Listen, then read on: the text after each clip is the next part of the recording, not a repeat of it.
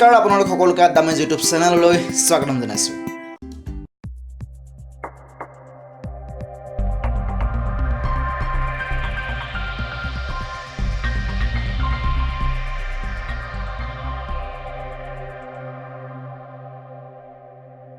আমি ভিডিঅ' বনাই আছিলোঁ ভুৱন মোহন বৰুৱা, যাৰ ছদ্মনাম কাঞ্চন বৰুৱা।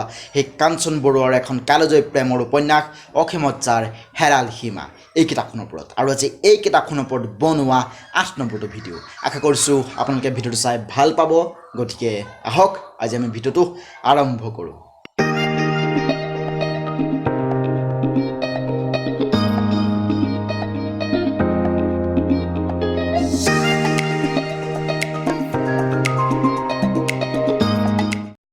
প্ৰথম মাঘৰ বিহুটো পুৰণা হৈ নতুন আনন্দৰে উপচি দ্বিতীয়টো আহিল, আৰু লাহে লাহে সেইটোও পুৰণা হৈ গ'ল। আৰু এনে এটা দিনত চন্দন এদিন ঘৰতে আছিল। ভাবিছিল চন্দন সেইদিনাখন কমল নগৰলৈ নাযায়, কিন্তু আবেলি হৈ অহাৰ লগে লগে চন্দনৰ মনটোৱে নামানিলে। কমল নগৰৰ সৌন্দৰ্যই চন্দনক বাৰে প্ৰতি উমা, চম্পা আৰু গৌৰী কাষলৈ টানি নিয়ে। গতিকে সেইদিনাখন আবেলি চন্দন কমল নগৰলৈ যাবলৈ ওলাল। আৰু চন্দন দেৰিকৈ কমল নগৰলৈ যাব ওলোৱাৰ বাবে মাক আচৰিত হ'ল। আৰু মাক আচৰিত হোৱাৰ কাৰণে চন্দনে ভাবিছে যে চন্দন সদায় কমল নগৰলৈ যোৱাৰ বাবে হয়তো মাকে চন্দনক ভাল পোৱা নাই। কাৰণ ৰাজধানীৰ পৰা অহা দিন ধৰি আজি প্ৰায় 1.5 বছৰে চন্দনে মাকৰ ওচৰত ভালদৰে সময় কটোৱাই নাই। চন্দন ৰাতিটোৰ বাহিৰে প্ৰায় এই 1.5 বছৰে গোটেই দিনটো কমল নগৰতেই থাকে, আৰু কেতিয়াবা ৰাতিটো চম্পাহঁতৰ নিজৰাতেই চন্দনে কটায়। আৰু তেতিয়া এইবিলাক কথা এক মুহূৰ্তৰ কাৰণেও চন্দনে ভবা নাই যে মাকে কেতিয়াবা এইবিলাক কথাৰ কাৰণে বেয়া পাব পাৰে। চন্দনে যেতিয়াই যি বিচাৰিছে এই সকলো মাকৰ ওচৰতে হাত পাতিছে, আৰু মাতৃৰ বুকুৰ অমৃত আৰু চেনেহৰ শীতল ছাঁ তলতে চন্দনে 24টা বছৰ পাৰ কৰিলে। দুখ কষ্ট এইবিলাক সকলো দূৰৰ কথা, কিন্তু কিবা বিপদ আহিলেও চন্দনৰ মাকে চন্দনৰ গাত এটা মাখিও পৰিবলৈ দিয়া নাই। চন্দনে এইষাৰ কথা এবাৰ হ'লেও ভবা নাই যে চন্দনৰ মাকৰো যে এখন অন্তৰ আছে, হেঁপাহ আছে, আকাংক্ষা আছে, আশা আছে, আৰু লগতে মাকৰো যে নিজৰ ল'ৰাটোৰ লগত যে বহি অলপ সময় ফূৰ্তি কৰিবলৈ মন যায়, অলপ সময় আনন্দ কৰিবলৈ মন যায় নিজৰ ল'ৰাটোৰ কাষত, এইষাৰ কথাও কিন্তু চন্দনে এবাৰলৈও ভবা নাই। আচলতে সঁচা কথা ক'বলৈ গ'লে চন্দনৰ বাহিৰে চন্দনৰ মাক পাৰ্বতীৰ আৰু বেলেগ কোনোৱেই নাই। মাকৰ যিমানবিলাক আশা আছে, যিমান ভৰসা আছে, এই সকলো অৰ্থাৎ যথা সৰ্বস্ব এই চন্দনেই হয়। আৰু এইবিলাক কথা চন্দনে চিন্তা কৰিও ভাবি নাপালে যে মাকৰ প্ৰতি চন্দন ইমান অকৃতজ্ঞ কেনেকৈ হ'ল। আৰু চন্দন এতিয়া ডাঙৰ হৈছে, সেইবাবে মাকৰ প্ৰতি চন্দনৰ এটা কৰ্তব্যও আছে। কিন্তু সেই কৰ্তব্যকণক, মাকৰ প্ৰতি থকা সেই কৰ্তব্যকণক চন্দনে সম্পূৰ্ণৰূপে অৱহেলা কৰিছে। আচলতে কিহৰ কাৰণে চন্দনে এই কৰ্তব্যকণক পাহৰি গৈছে, আৰু লগতে কি এনে আকৰ্ষণ আছে যি আকৰ্ষণে চন্দনক চন্দনৰ মাকৰ পৰা আঁতৰাই ৰাখিছে। আৰু এইবিলাক কথা চন্দনে কিন্তু মাত্ৰ ভাবিবহে পাৰে, আৰু উত্তৰ চন্দনৰ ওচৰতো কিন্তু নাই। জন্মভূমিক ভাল পায় বাবে চন্দন যায় কমল নগৰলৈ, এইষাৰ কথা কৈ চন্দনে বেলেগক ফাঁকি দিয়ে। কিন্তু সেই বুলি ইয়াৰ বাহিৰেও যে আৰু বেলেগ আকৰ্ষণ কমল নগৰত আছে, এইষাৰ কথাৰ ফাঁকি চন্দনে নিজক কেনেদৰে দিয়ে। গৌৰী, এই নামটোৱে ঘূৰি ঘূৰি মোৰ মনলৈ আহে কিয়? গৌৰী মোৰ কোন হয়? গৌৰী জানো মোৰ মাতকৈও ডাঙৰ?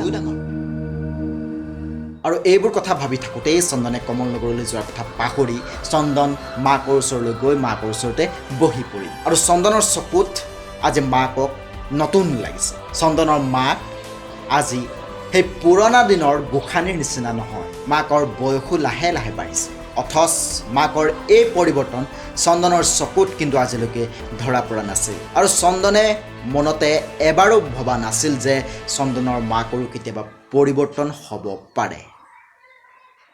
মনত পৰিল সৰুতে গোসাঁই ঘৰতে মাৰ ওচৰত বহি থকাৰ কথা। তেতিয়াৰ সেই মা কি সুন্দৰ হৈ মাক দেখিব।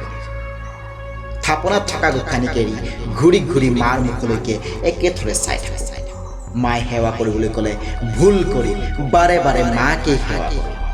সৰু বয়সৰ সৰু অন্তৰখনেৰে কল্পনা কৰোঁ গোসাঁনীবোৰো চাগৈ দেখিবলৈ ঠিক মাৰ নিচিনা। সেই গোসাঁনীৰো যে বয়স বাঢ়ে, বুঢ়া হ'ব পাৰে, কোনোদিনেই ভাবি চোৱা নাছিলোঁ। ভাবিছিলোঁ গোটেই জীৱন মোৰ মা মায়ে হৈ থাকিব, অনন্তকাললৈকে মা মোৰ সেই গোসাঁই হৈয়ে থাকে কিন্তু আজি মাক দেখি নিষ্ঠুৰ বাস্তৱৰ নিৰ্মম কঠোৰতাক প্ৰথমবাৰলৈ উপলব্ধি কৰি স্তব্ধ হৈ গ'ল ভাবিলেও বুকু কঁপি উঠে মা এদিন বুঢ়ী হ'ব তাৰপিছতে যি ভয়টো এইবোৰ কথা ভাবিয়ে চন্দনৰ ভয় লাগে কাৰণ চন্দনে মাকক কেতিয়াও হেৰুৱাব নিবিচাৰে গতিকে সেইদিনাখন মাক আচৰিত হোৱাৰ বাবে চন্দনে কমল নগৰলৈ নোযোৱাটোকে সিদ্ধান্ত ল'লে চন্দনে মাকক কয় যে চন্দনৰ ৰাজবিষৰ উচ্চ সন্মান কোনোদিনেই নালাগে মাত্ৰ মাকৰ ওচৰৰ পৰা চন্দন কোনোদিন আঁতৰি নাযায় কিন্তু ইফালে মাকে চন্দনক বুজায় যে কমল নগৰ হৈছে চন্দনৰ জন্মভূমি যিডোখৰ মাটিত চন্দনৰ পিতৃয়ে বুকুৰ তেজ আহুতি দি কমল নগৰৰ সমৃদ্ধিৰ বন্তি গছ জ্বলাই গ'ল সেই বন্তিক কমল নগৰত চন্দনে চিৰদিনৰ বাবে জ্বলাই ৰাখিব লাগিব আৰু আজি চন্দন তাৰ বাবে উপযুক্ত হৈছে আৰু সেইবাবে কমল নগৰৰ বাসিন্দাই চন্দনক কমল নগৰৰ এজন বিষয়া কৰি এই সন্মান চন্দনক দিছে চন্দনৰ নিচিনা ইমান কোমল বয়সতে কমল নগৰত কোনেও এনে সন্মান আগতে পোৱা নাছিল গতিকে এই সন্মানৰ মৰ্যাদা নাৰাখি চন্দনৰ মাকে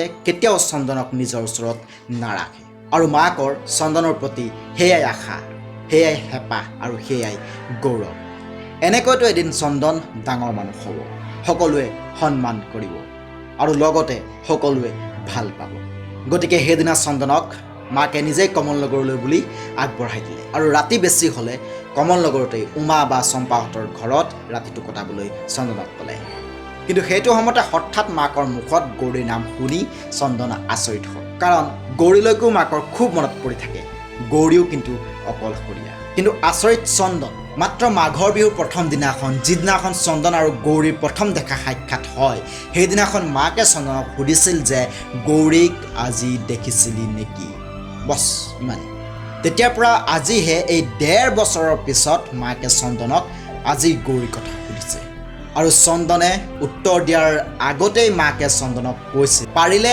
এবাৰ গৌৰী চন্দনৰ মাক পাৰ্বতীৰ ওচৰলৈ যেন নিজেই আহে কাৰণ চন্দনৰ মাক পাৰ্বতীয়ে গৌৰীক বহুত দিন দেখি পোৱা নাই গতিকে গৌৰীক এবাৰ চাবলৈ মাকৰ বহুত হেঁপাহ হৈছে চন্দনে কিন্তু এইষাৰ কথা নাজানে যে গৌৰী বকুলপুৰলৈ বহুত বাৰ আহিছে যেতিয়া চন্দন ৰাজধানীত আছিল তেতিয়া গৌৰী চন্দনহঁতৰ ঘৰ বকুলপুৰলৈ চম্পাৰ লগত প্ৰায়ে আহিছিল বা কেতিয়াবা বাপেক লক্ষ্মীনাৰায়ণৰ লগতো গৌৰী চন্দনহঁতৰ ঘৰলৈ আহে চন্দন কমল নগৰলৈ বুলি ৰাওনা হ'ল আৰু বাটত যাওঁতে মাকে কোৱা কথাখিনিকে ভাবি ভাবি চন্দনে কমল নগৰলৈ গৈ আছে আজি চন্দনৰ ঘোঁৰাৰ পিঠিত উঠি লাহে লাহে কমল নগৰলৈ গৈ ভাল লাগিছে কিন্তু আনকালে চন্দনে কেতিয়াও লাহে লাহে গৈ ভাল নাপায় কিন্তু আজি ভাল লাগিছে কিয় সেই কথা কিন্তু চন্দনেও নাপায় হয়তো ইয়াৰ মূল কাৰণ মাকৰ মুখত চন্দনে শুনি পোৱা সেই গৌৰীৰ সন্দেহ হ'ল চন্দনৰ মাকে কি জানি চন্দন আৰু গৌৰীৰ মাজৰ এই বাহ্যিক আৱৰণখনৰ তলত থকা শুদ্ধ প্ৰেমকণৰ কথা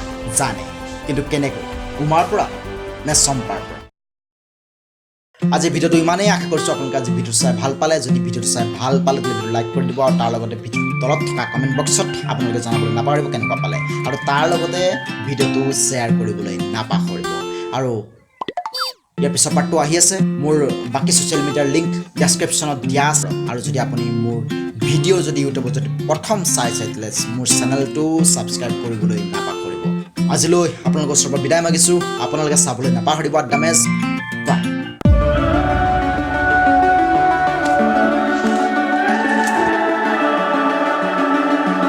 The summer's calling.